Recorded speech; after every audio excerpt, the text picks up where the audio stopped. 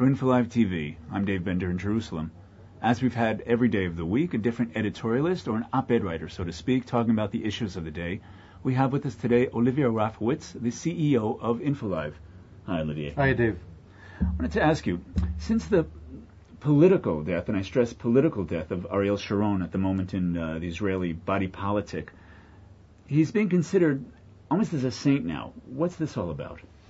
I believe, as you know, in this country, that people need to have like a grandfather to love, to cherish. And Ariel Sharon, in this situation right now, almost 80 years old, is for the Israeli and for the Jewish people here in Israel, is like a shepherd. And people are afraid to be lost, to be alone. And because of that, to me, I think that he's seen really like almost a saint here.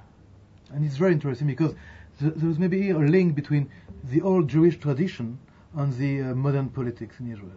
Now, when Ariel Sharon was defending his country in almost all of Israel's wars, and he was the first to cross in the 67 war into Egypt and so on, he was considered a butcher overseas, a Palestinian baby killer. Now, in the situation, he's returned Gaza, or giving Gaza over to the Palestinians, for essentially nothing at this point. He's considering all the attacks are continuing against Israel, full force. How do you explain that people decided that now he's a peacemaker? He's an okay guy. I think it's a very important question, Dave, because the world actually has refused for many years that Israel has a right to defend itself. And Sharon was a symbol of this policy that Israel has a right to defend itself when there is a need to. And when Sharon shifted from military to politics, according to his own view, to understood that he needs to make compromise to get peace, then the world, at least Europe mostly, understood that there is another man. The old Sharon is over, there is a new Sharon. And this Sharon, people lacked him. People wanted to accept him as a new leader for Israel. What they didn't know that Sharon made a very tough decision when he did it, and maybe all this atmosphere, all this environment hit the man himself inside, deep. You're saying it made it difficult for him to go on. It ate him up alive inside. I think you're right, yes. Okay.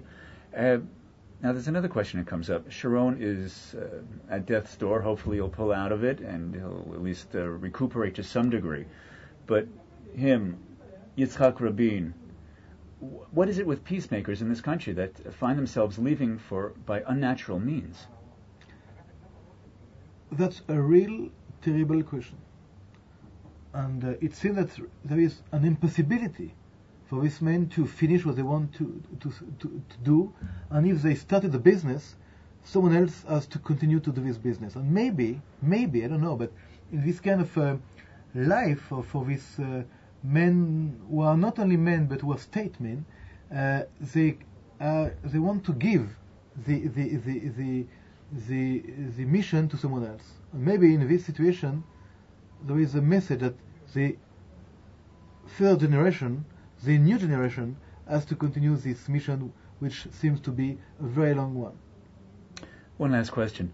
A French newspaper, Le Nouvel Observer, just had a poll that said, compared Sharon, essentially the poll, it was a survey asking, is Sharon to you an Israeli de Gaulle or is he a war criminal?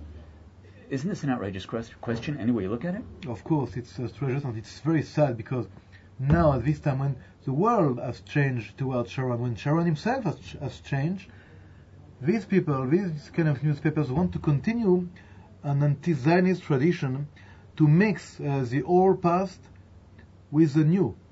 And to me, I'm very concerned because maybe nothing has changed in Europe when maybe everything has changed here. So I'm very concerned tonight. Olivier Rafowitz, the CEO of InfoLive, thanks for being with us. Thank you. I'm Dave Bender from Jerusalem. Thank you for being with us.